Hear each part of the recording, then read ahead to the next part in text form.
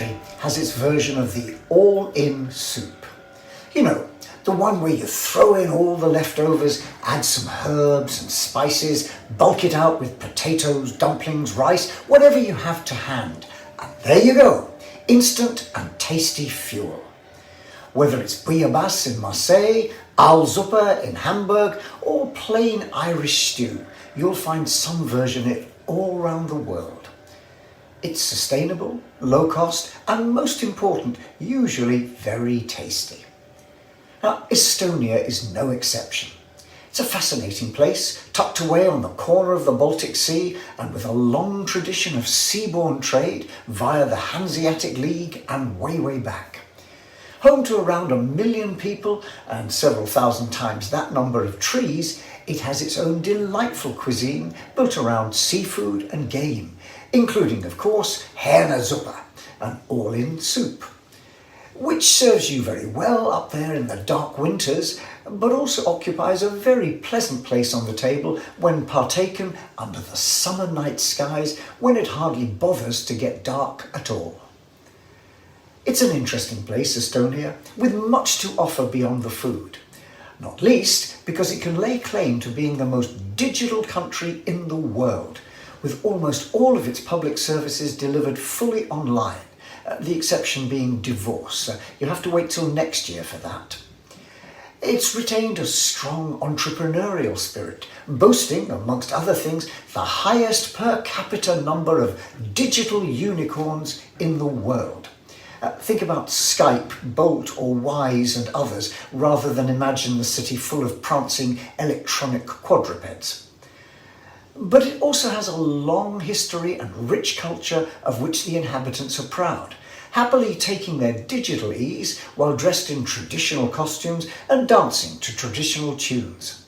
A wonderful mixture of the past and the future. Which is why it made an excellent location for the 50th ISPIM conference last week. ISPIM, the International Society for Professionals in Innovation Management, ISPIM was founded in 1974 to create a community of practice around innovation management.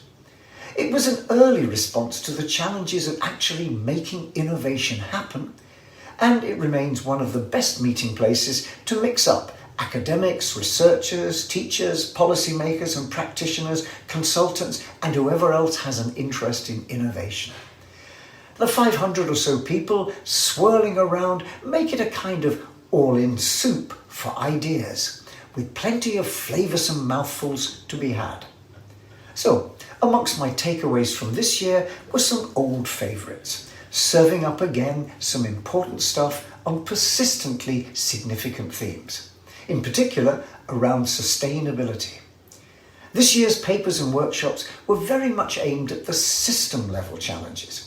It's not just a matter of putting your own house in order, but rather of thinking at the network level. In these days of rising costs and availability scarcities, conserving energy and physical resources becomes a no-brainer. And there are significant opportunities in the new entrepreneurial space opened up by the Green Challenge. The frontier's now moved to the multiplayer game, which is all about creating high-impact change by mobilizing ecosystems. For example, in getting the circular economy from idea to effective practice. Which links well with the open innovation theme, another old favourite at ISPIM. Open innovation now celebrating its silver jubilee. Remember, Henry Chesborough's book was published way back in 2003. But of course, open innovation also picks up on a much older theme around distributed innovation. Now here again, the continuing stream of papers and tools on offer spoke more to system-level interaction, how to find partners, form relationships with them, and get the emergent properties, the whole being greater than the sum of the parts of collaborating ecosystems. Another perennial ISPIM theme is responsible innovation, particularly focusing on the question of inclusion of users and other stakeholders in innovation. Once again, the discussion and presentations leaned heavily towards this systems challenge, how to bring multiple perspectives into a co-creation process of innovation.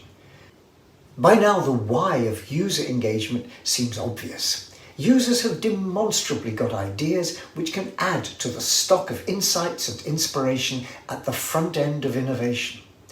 And they also hold the key to downstream innovation, downstream diffusion, because understanding their world and creating solutions which fit that world is the key to what Everett Rogers calls compatibility, a rock on which otherwise great ideas can often founder. Users can help throughout the process, and there's plenty of evidence to advance that cause in sectors as diverse as healthcare, agriculture, and high-tech manufacturing.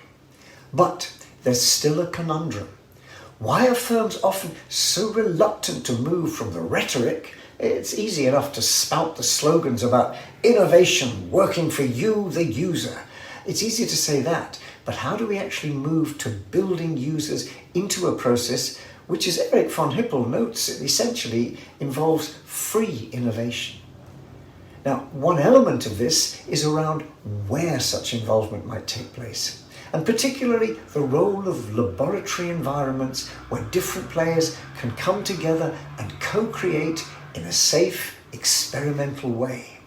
And this idea of boundary innovation spaces is exemplified in the experience of Living Labs, which have developed a suite of methods and tools to help support co-creation with users in a variety of sectoral and regional contexts. And their stories are regularly shared at ISPIM. In fact, there's even a special interest group around Living Labs.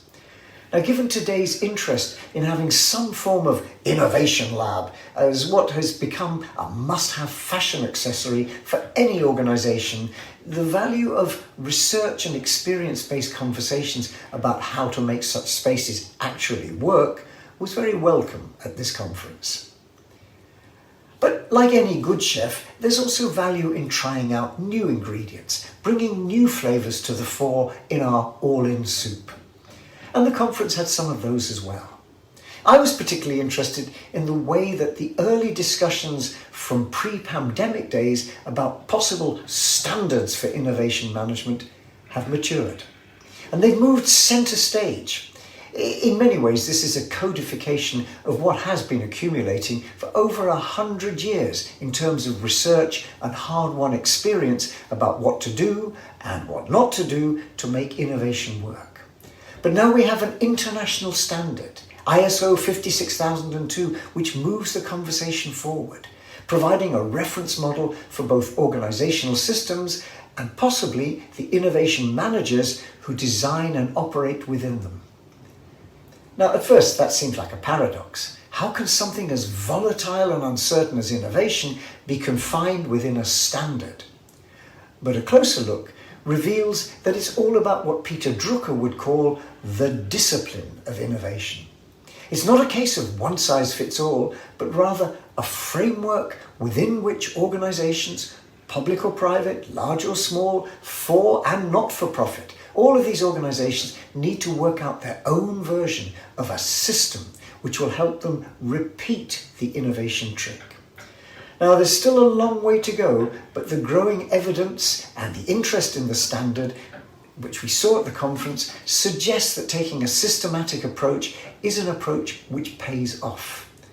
That's a source of great comfort to people like me who have spent their lives building courses and writing textbooks on that premise.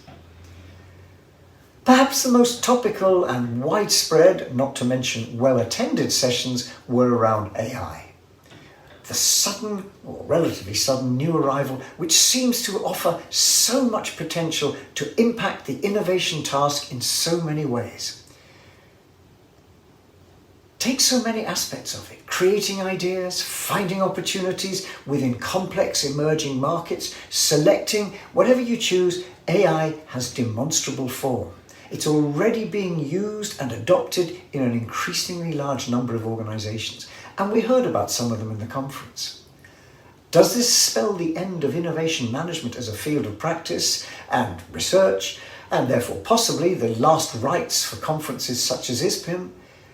Or, as the conference actually suggested, is it more a case of learning to work with a co-intelligence, an assistant or a co-pilot adjunct which can help and amplify what we can already do. In particular, there was extensive discussion of the ways in which AI needs to be adapted and shaped by its users. It's emphatically not a plug-and-play solution. Its potential to automate certain kinds of jobs has been widely publicised, and there's a degree of concern bordering on panic that we are facing a bleak future for human work as the machines take over. We need to remember that other technological revolutions have held out similar promise and posed similar challenges, but experience suggests that in the long term we might underestimate their full impact, but in the short term there's a long period where we have to learn where and how to deploy them to advantage. Steam power wasn't an overnight game changer. It took decades for us to learn to use it well and to change our approaches to accommodate and deploy it effectively. So perhaps the most important research we need in this AI space is less around developing ever more powerful large language models and their like, but instead developing the absorptive capacity inside our organizations to make good use of this technology, to assimilate and deploy it. Back to our culinary metaphor. There were also some surprising mouthfuls, something which hit the taste buds and make you think differently for a moment about what you're eating. For me, there were several such moments. For example, the presentation of a case study of a bank in Kazakhstan. Now, we don't often hear much of Central Asia, and we certainly don't often think of it as a melting pot for high-tech ideas. In fact, our mental picture may lean more towards yurts pitched on wide, empty steppes with nomadic herdsmen tending their flocks.